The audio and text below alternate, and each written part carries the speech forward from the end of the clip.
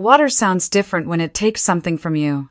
I know that now in a way I can never unknow. There is the ordinary sound of rain on windows, of waves at the beach, of a faucet left running in the kitchen. And then, there is the other kind. The kind that fills your ears while your daughter is underwater and your hands cannot reach her in time. I was 32 years old when I finally understood that some grief doesn't end. It changes shape. It moves in and out of your chest like breathing, quiet some mornings and unbearable on others. But it never stops being yours. 7 years before that October, when everything shifted again, I was 25, and my daughter Lily was 7, and the world still made sense. She had her father's dark curls and my stubborn streak, and a laugh that could knock the seriousness out of any room. She collected painted rocks, talked to sparrows, and had recently declared that her future career would be a veterinarian and also a chef, because animals deserve good food. I had written that down in a little notebook I kept on my nightstand, the same way I wrote down everything she said that I couldn't stand the thought of forgetting. I never imagined how much that notebook would come to matter. The afternoon it happened was a Saturday in late July. My neighbor Karen had invited us to her sister's house on the lake outside Portland, one of those long summer afternoons that smells of sunscreen and charcoal and feels like it will last forever. Lily had her floaties on. She was careful, even at 7, more careful than most kids her age.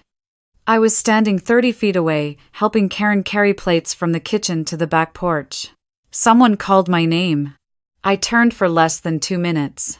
By the time I turned back, she was at the bottom of the shallow end, caught somehow beneath the wooden dock. They pulled her out within seconds. Those seconds were a lifetime.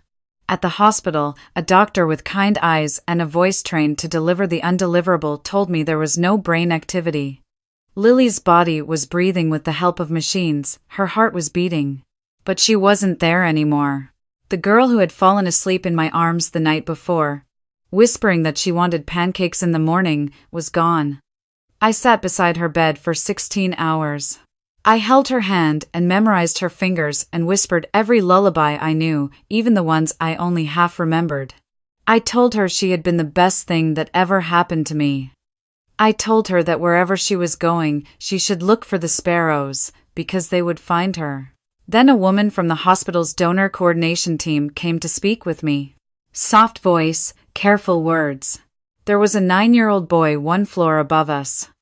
His name was Owen. His heart had been failing since birth, and without a transplant, he had days, maybe less. His blood type was a match. Lily's heart was strong and healthy and beating even now. I stared at the ceiling for a long time. I thought about Lily's notebook, about veterinarian and also a chef, because animals deserve good food. About all the things her heart still had room for. Will he have a good life? I asked finally. The coordinator said she couldn't promise anything, but she believed he had every chance. I signed the papers. Before they wheeled Lily away, I unpinned the little sunflower from the collar of her hospital gown. She had painted it herself at a craft studio downtown, pressing bright yellow enamel into the petals with her fingers, leaving tiny thumbprint ridges in the paint. She had worn it every single day for 3 months. I held it against my lips for a moment, and then I asked the coordinator if I could include it with a letter to the recipient family. I didn't want to know their names. I didn't need them to know mine. I just wanted Owen to have something of hers, something warm she had touched. The coordinator said yes. There was a form for it, part of the hospital's donor acknowledgement program. I wrote a letter I will not repeat here because those words belong only to whoever read them. I sealed it in an envelope, and I clipped Lily's sunflower pin to the outside, and I let them take it upstairs. Then I walked out of the hospital alone and stood in the parking lot in the Portland rain and tried to remember how to breathe. The years that followed were the kind that other people live through without noticing, the ordinary years, the in-between years. But for me, they were made of lead. I moved through each day the way you move through deep water, everything slightly slower, slightly heavier than it should be. I kept my apartment in Southeast Portland. I kept Lily's room the way she had left it. I took whatever cleaning work I could find through a staffing agency, and I got very good at making myself invisible in other people's homes. I was not entirely without happiness. There were small good things. Morning coffee, library books, the occasional phone call from my mother in Spokane. But the center of my life had been removed, and everything else arranged itself around that absence like furniture around an empty chair. By the time I was 32, the absence had become financial as well. The agency work dried up over the winter. A letter arrived from my landlord on a gray February morning, taped to my door with packing tape that curled at the edges. 3 months of back rent. If I couldn't bring the account current in 2 weeks, I would need to vacate. I sat on the edge of my bed and read the letter twice. I looked at Lily's painted rocks lined up on the windowsill, each one a different color, each one labeled in her handwriting, for Mom, from Elle. I thought about packing them in a box and carrying them somewhere unknown, and the thought was so unbearable I had to stand up and walk to the kitchen and run cold water over my wrists until I steadied. 3 days later, the agency called with an unusual offer. A private family in Lake Oswego, one of Portland's wealthier suburbs, needed a part-time housekeeper immediately. The previous employee had left without notice. The pay was substantially better than anything else on offer, and the family had a car service arrangement for staff who commuted from the city. I said yes before she finished describing the position. The Callaway estate sat at the end of a private road lined with Douglas firs. The house itself, a pale gray craftsman manor with wide windows and a stone chimney and the particular silence of a place that has never had to worry about money. I stood at the end of the driveway on my first morning and felt the familiar smallness settle over me, the way it always did in places like this, the sense that I had entered a world built to a different scale. The door was opened by a woman in her mid-40s. Margaret Callaway. Dark hair pulled back, linen blazer, posture like a woman who had decided at 17 that she would never be caught slumping. She looked me over with the expression of someone evaluating a piece of furniture for both function and aesthetics. "You're the new housekeeper," she said. It was not a question, I said yes. She showed me through the house in brisk, efficient segments, pointing out the silver that needed weekly polishing, the floors that required a specific product, the guest rooms that were to be aired out on Thursdays. She spoke without pausing for response, which was fine. I wasn't there to have a conversation. At the end of the tour, she stopped in the hallway outside, a closed door on the second floor. "My son Owen lives in this room," she said. Her voice changed slightly, the efficiency dropping half a degree, something warmer beneath it. "He's 14. He studies a great deal and doesn't need disturbances. You can clean in here on Tuesdays when he has his morning tutoring sessions, but otherwise the room is private. Do you understand?" I said I understood. "He has a heart condition," she added, almost as an afterthought, her eyes still fixed on the door. "He's doing very well, but stress is not good for him. Please be mindful." I said, "Of course." She looked at me then, properly looked at me, and for just a moment, something moved across her face that I couldn't name. Then it was gone, and she walked me back downstairs to show me where the cleaning supplies were kept. The work was hard, but I didn't mind hard work. I had long since stopped needing things to be easy. The house had a kind of cold beauty, all clean lines and carefully chosen objects, everything exactly where it was supposed to be. I moved through it quietly, the way I had learned to move through every space that wasn't mine. On my 4th day, I met a woman named Dolores. She was somewhere in her mid-60s, broad-shouldered and unhurried, with the kind of face that made you want to tell her your problems.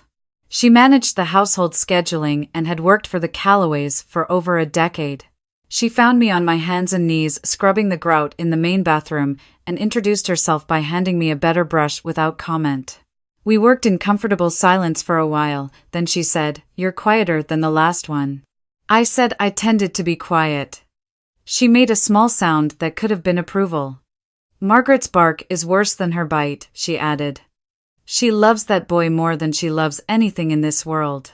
Everything she does, the rules, the distance, it all comes back to that." I nodded and kept scrubbing. "He was very sick when he was little," Dolores went on, her voice taking on a particular gentleness. "Heart. They weren't sure he'd make it to 10. But he got a transplant when he was 9, and he's been strong ever since." She paused. "They never found out who the donor was." Margaret wanted to know. She wrote to the hospital twice. But the family had chosen to remain anonymous. I sat back on my heels and stared at the tile. She never stopped being grateful, Dolores said quietly. She just didn't know where to put it. I didn't say anything. I couldn't. I met Owen for the first time that same week, in the kitchen on a Wednesday afternoon. He was making a sandwich with the focused attention of someone performing a procedure, layering each ingredient with deliberate care. He had his mother's dark coloring, but none of her formality.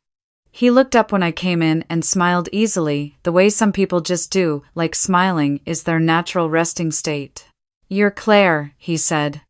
"Dolores told me about you." I said I hoped she hadn't said anything too alarming.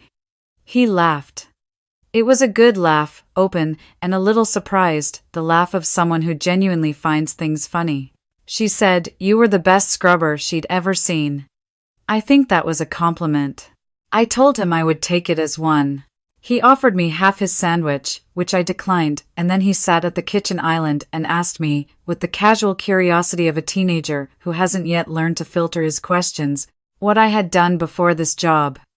I told him cleaning, various houses, various families. He nodded like this was a completely reasonable life narrative, which I appreciated. He had a small scar on the left side of his chest, just visible above the collar of his t-shirt. I noticed it and looked away quickly. The days settled into a rhythm. Owen was usually home in the afternoons, tutoring in the mornings, and independent study after lunch. He had a gentleness about him that felt deliberate, like someone who had spent a lot of time near medical professionals and absorbed something of their care. He left his shoes lined up neatly by the door. He said thank you when he meant it. He played acoustic guitar in his room, some evenings, and the sound filtered down through the vents into the laundry room where I folded linens. It was on a Tuesday morning, 3 weeks into the job, that I went to clean Owen's room. He was at his tutoring session. Margaret was at an appointment in the city. The house was quiet. I moved through the room the way I always worked, methodically, shelf by shelf, starting high and working down. Owen's room had the particular texture of a teenager who was also an old soul, textbooks and guitar picks and a framed periodic table, a model of the solar system half assembled on the desk, 3 succulents on the windowsill that were clearly thriving under his care. I was dusting the bookshelf beside his bed when I saw it. It was small, sitting between a geology textbook and a travel atlas, so ordinary in size that I might have missed it entirely. A small enameled pin, no bigger than a quarter. Yellow, shaped like a sunflower, the petals painted with slightly uneven edges and tiny ridges pressed into the enamel where small fingers had worked. I didn't touch it at first. I stood very still and looked at it, and my heart made a sound against my ribs that I can only describe as recognition, the way your body knows something before your mind will allow it. Then I picked it up. The ridges were exactly as I remembered. Yellow pressed unevenly into the petals, a slight smear on the left side where she had gotten impatient with waiting for one layer to dry before starting the next. On the back, the stamp from the craft studio, Sunflower Studio, Portland, or. The room went white at the edges. I sat down on the floor without meaning to, my back against the bookshelf, the pin pressed between both of my palms. I could hear my own breathing, too loud, uneven. 7 years folded in on themselves like paper, and I was back in that hospital corridor, pinning this exact pin to the collar of Lily's gown, my hands shaking, saying goodbye in the only language I had left. It was here. Lily's sunflower was here, in Owen Calloway's room. I don't know how long I sat there, long enough that the light through the window shifted. Long enough that I had to consciously remind myself to breathe, to slow down, to think. The logic of it, when it came, was immediate and unbreakable. I had sent the pin upstairs. The hospital had a donor acknowledgement program. I had signed a form. The pin had gone to the recipient family, and the recipient family was here, in this house, and the boy in this room was Owen, and Owen had a transplanted heart. And the heart was Lily's. I knew it the same way you know certain true things, not with proof but with the whole of yourself. I heard footsteps in the hall and got to my feet quickly, setting the pin back exactly where it had been. Owen appeared in the doorway, earlier than expected, his backpack slung over one shoulder. He stopped when he saw me. His eyes went to the bookshelf, and then back to me, and something shifted in his expression, a flicker of something careful. "You found it," he said, the same way you'd say it about something precious. I tried to say something ordinary. My voice didn't cooperate. Owen came into the room slowly and looked at the pin on the shelf with an expression I recognized because I had worn it for 7 years. It was the expression of someone carrying something they love and cannot explain. "It came with a letter," he said. "When I was 9, after the transplant, my mom kept the letter, but she gave me the pin. She said it was from the donor's family." He paused. "I've had it ever since. I don't know why, but I've never been able to put it away." He reached out and touched the edge of the pin gently, not picking it up, just touching it the way you touch something you believe has meaning. "Whoever she was," he said quietly, "the little girl. Sometimes I think about her. What she was like. Whether she was happy." He let out a short breath. "I know it sounds strange. But sometimes I feel like she's still here, like carrying her heart means I carry something of her too." I pressed my lips together until I was sure my face was under control. "It doesn't sound strange," I said. My voice came out steadier than I expected. Owen looked at me for a moment and then smiled, a little embarrassed. "Sorry. That's a lot to unload on the housekeeper." I told him it was fine. I told him I had to finish the laundry room, and I left before the tears found their way out. Dolores found me in the laundry room 20 minutes later, sitting on the floor with my back against the dryer and my hands over my face. She didn't say anything for a moment. She sat down beside me on the cold floor with the ease of a woman who had long ago made peace with her knees. "You know," she said finally, "I had a feeling about you from the day you walked in." I looked at her. Her eyes were steady and soft. "I wasn't at the hospital that night. But I've worked for this family for 11 years, and I was there when Margaret read that letter.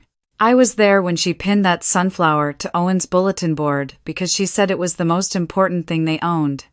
She paused. She cried for an hour after she read it.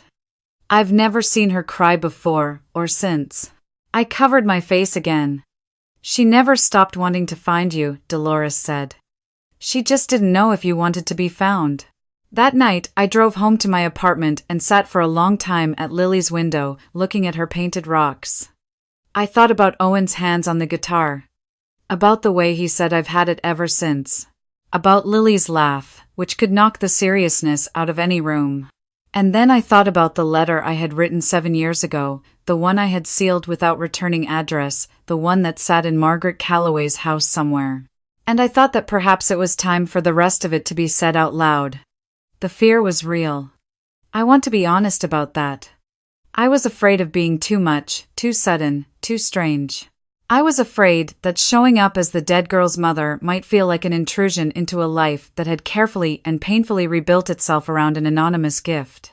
I was afraid of Margaret's precise composure and what it might do with information this large. I was afraid of losing this, of losing Owen, of losing the only place in the world where Lily's heart still beat. But I had been afraid for 7 years, and it had not protected me from anything. It had only kept me from things I needed. I went looking for Dolores the next morning. I found her in the pantry taking inventory, moving jars in that slow, methodical way of hers, and I stood in the doorway and said, "I need to tell you something." She turned around and looked at me and said, "I know. I need to tell Margaret," I said. "And Owen. I think they deserve to know." Dolores set down the jar she was holding. She looked at me for a long moment, the way you look at someone when you are trying to measure the specific quality of their courage. "Yes," she said. "They do. I found Owen first, in the kitchen again, which seemed to be where we always ended up. He was reading at the island, a thick book about tectonic plates that he had dog-eared at what appeared to be every other page. I sat down across from him and he looked up. "Can I tell you something?" I said. He closed the book. I told him about Lily. Not the end of her story, not first, but the beginning of it. The painted rocks. The sparrows. Veterinarian and also a chef, because animals deserve good food. I told him about the Sunflower Studio on Division Street, where she had made the pin on a Saturday afternoon in April, pressing her fingers into the wet enamel with enormous concentration. I told him that she had worn it every single day for 3 months. Owen didn't move. His hands were flat on the cover of the book, very still. "She sounds like a really good kid," he said carefully. "She was," I said. The silence that followed lasted several seconds. "Claire." His voice was quieter now. "Why are you telling me this?" I looked at him across the kitchen island. This 14-year-old boy, with his mother's dark hair and his own easy smile and a small scar on the left side of his chest. I looked at him and I thought about Lily saying goodbye to me in a language I could still feel in my hands. "Because that's her sunflower on your shelf," I said. "And the heart keeping you alive is hers." The kitchen went very quiet. The refrigerator hummed. Somewhere outside, a car passed slowly on the private road. Owen's face moved through something I couldn't follow, too many things at once, the way a landscape looks when clouds are moving fast over it. He looked down at his hands, he looked back up at me. "You're her mother," he said. "Yes." He stood up from the bar stool, and for a moment, I genuinely didn't know what would happen next. Then he walked around the island and sat down beside me and put his arms around me the way a teenager hugs when he really means it, slightly awkward, entirely sincere, and said into my shoulder, "Thank you." I didn't know how to say that to anyone. I've been trying to say it for 7 years. I held on to him and shook, not with crying exactly, but with the particular physical sensation of a weight you have carried so long you've forgotten it isn't part of your body being set gently down. He pulled back and looked at me with wet eyes. "She stayed with me," he said, "the girl in the pin. I always felt like she stayed." "She did," I said. "She does. We told Margaret together." She came home that evening to find Owen and me waiting for her in the living room, which was clearly unexpected and clearly alarmed her. She set her bag on the entryway table with great precision and walked in and stood with her arms slightly crossed and her expression pulled together in the way it always was, all polished surface. Owen talked. I had asked him to start, and he did, slowly and clearly, building it the same way I had told it to him, sunflower first, the history after. Margaret didn't move.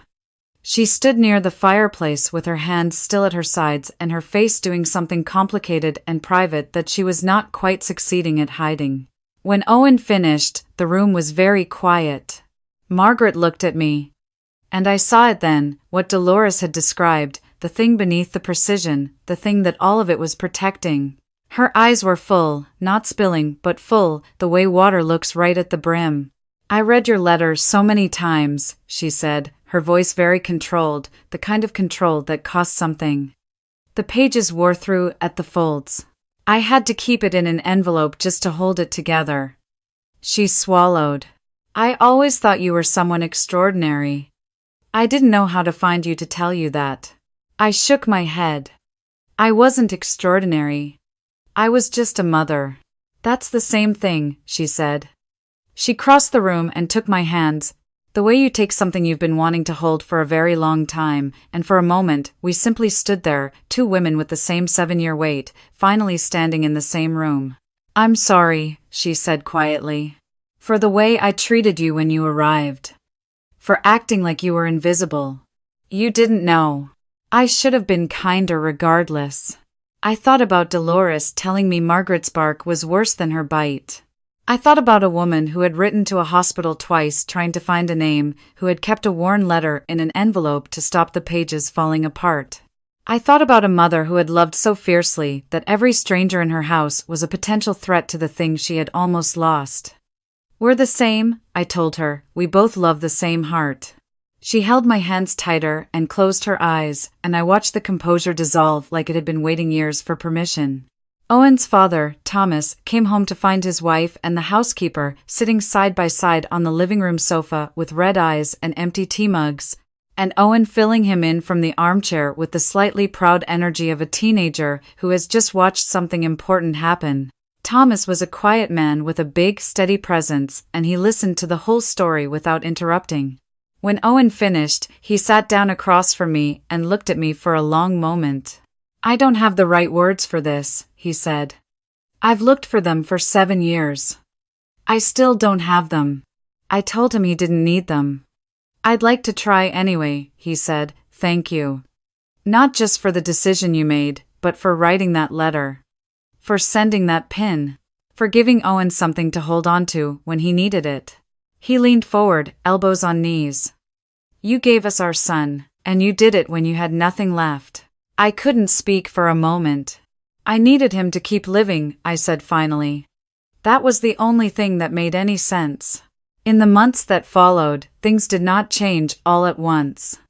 They changed the way seasons change, gradually, and then unmistakably. I no longer came and went through the service entrance. I had a key. Margaret began saving recipes she thought I might like, leaving them on the kitchen counter with small notes in her careful handwriting. Owen texted me about tectonic plates and interesting geological formations he found on the internet, which I appreciated more than I could explain.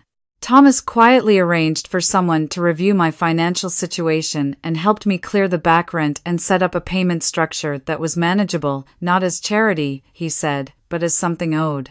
I kept working. I wanted to work. I was not interested in being rescued. But I stopped being invisible. Owen turned 15 that spring. At his birthday dinner, with the whole family around a table that now had a place set for me, he stood up with his glass of sparkling cider and said he wanted to say something. He said it clumsily, the way teenagers say things that matter, stumbling slightly over the words and then pushing through them. He said that he had always known that somewhere in the world there was a person whose loss had given him his life, and he had spent years not knowing how to live up to that. He said that now he knew her name, and knowing her name had changed something. He said that every time he thought about what to do with his life, he wanted to do something that would make it, worth what she had given him. He looked at me across the table. I don't want to waste it, he said. I thought about Lily saying keep living. I thought about a 7-year-old girl with paint on her fingers who wanted to be a veterinarian and also a chef. You're not wasting a single second of it, I told him. The following year, the Callaways and I created the Lily Harmon Fund, a small nonprofit dedicated to covering non-medical costs for families navigating pediatric heart transplants, the hotel stays, the travel, the lost wages, the things insurance doesn't touch. It was Margaret's idea. And she built it with the same efficiency she brought to everything, except this time the efficiency was in service of something that made her eyes bright instead of careful. Dolores became its first volunteer coordinator. She called it the best job she'd ever had, which, given that she said it while still technically employed by the Callaways, was a statement that required some diplomatic handling. Owen studied environmental science at a university in Oregon. On weekends, when he came home, he often found me in the garden, which had become my territory, the one thing Margaret had entirely ceded to me. We would sit on the back steps in the late afternoon and he would tell me about his week and I would tell him about Lily, small things, the kind of things that don't fit in eulogies but fill up a life. The way she pronounced spaghetti with a hard G until she was 6. The sparrow she had once tried to feed a piece of her sandwich. The way she always fell asleep holding her own hand. Owen listened to every word as if he were collecting them, as if each one was a piece of something he had always been looking for. One afternoon in late October, we were sitting on the back steps watching the Douglas firs hold the last of the light, and Owen said quietly, "Do you think she knows? That you found us?" I looked out at the firs for a long time. I thought about the first morning I had walked into that house and felt small and unwelcome and exhausted. I thought about a sunflower pin on a shelf between a geology textbook and a travel atlas, waiting for 7 years with the patience of something that knows it will eventually be found. "Yes," I said. "I think she arranged the whole thing." Owen smiled and leaned his shoulder against mine, the way you do with someone who is family, and we sat in the quiet while the light faded and the first of the evening stars came through. Lily was not gone. She was here in the steady rhythm of a boy who laughed easily and loved rocks and had recently declared he wanted to spend his life helping the earth recover from what humans had done to it. She was in a worn letter kept in an envelope so the folds wouldn't fall apart. She was in every sunflower I had planted along the back fence, a whole row of them, facing the afternoon sun. She was still living. Just differently now. In a world her heart had helped build. In a future held open by one terrible and generous decision made in a hospital corridor on an October morning when I had nothing left but love and a small, painted pin. I had carried her for 7 years. Now I let her carry me.